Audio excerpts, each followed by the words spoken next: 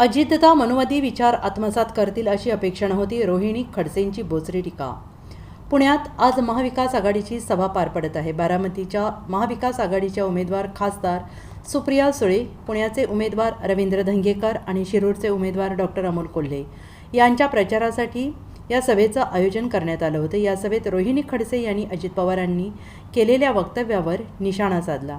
रोहिणी खडसे म्हणाल्या की गेल्या 10 वर्षात राज्यातील माता भगिनींवर अन्याय झाला आहे.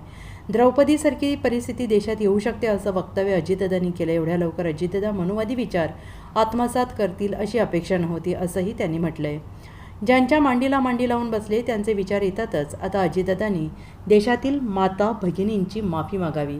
संगतीचा असर चांगलाच पडला आहे. महिलांची नावं दारूच्या बाटल्यांना द्यावीत म्हणजे दारूचा खप वाढेल. महिलांनी गृहिणी म्हणूनच काम करावं. सुधीर मुनगंटीवार यांनी तर कळस काढला. थेट भाऊ बहिणीच्या नात्यावर प्रश्न उभा केला. ही यांची संस्कृती आहे अशी टीका त्यांनी यावेळी केली. तसेच पवार साहेबांच्या संस्कृतीने महिलांना सन्मान दिला आहे असंही त्यांनी म्हटलेलं आहे. गेल्या 10 वर्षापासून सगळ्यात जास्त अन्याय जर कोणावर झाला असेल तर तो आमच्या माता भगिनींवरतीच झालाय. कारण कायम पदोपदी जर अपमान झाला असेल तो आमच्या माता भगिनींचा झाला. याची अनेक उदाहरणं आपण सोशल मीडियाच्या माध्यमातून किंवा भाषणांच्या समोरच्या नेत्यांच्या भाषणांच्या माध्यमातून आपण ऐकू शकतोय. मी फार बोलणार नाही कारण इथे नेतेगण भरपूर आहेत. पण गेल्या 2 दिवसांमध्ये जे एक स्टेटमेंट बाहेर आलं होतं, आदरणीय अजितदादा पवार यांच्या माध्यमातून एक स्टेटमेंट त्यांनी काल दिलं की द्रौपदीसारखी परिस्थिती भविष्यामध्ये येऊ शकते. मला खरंच माझ्या इथे माता भगिनी बसल्यात.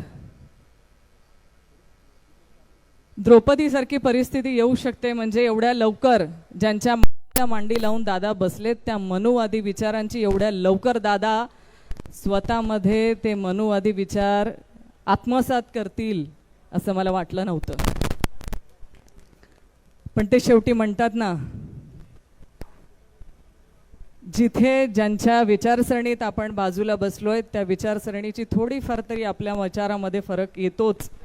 आणि त्यातनंच आज ज्या आम्ही हिंदू कायद्यामध्ये हिंदू संस्कृतीमध्ये पतिव्रतेला जे महत्त्व आहे ते पतिव्रतेचं महत्त्व जुगारून तुम्ही महिलांचा अपमान केलाय. त्या अपमान झालाय आमचा, त्या अपमानावरती मला आणि प्रत्येक माता भगिनींची मागायलाच हवी अशी मला तरी इच्छा आहे. कारण इतिहासामध्ये द्रौपदीने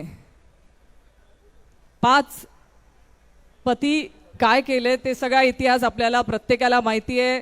मातेचा आदेश आणि हे सगळं आपल्याला माहिती आहे. ते का मला नवीन सांगायची गरज नाही. पण आज रोजी जर तुम्ही एका महिलेला द्रौपदीच्या ठिकाणी बसवायचं म्हणत असाल आणि द्रौपदीसारखे दिवस आणायचे विचार करत असाल तर हो, हा आमचा अपमान आहे. Bureau report, SBN Marathi, Pune.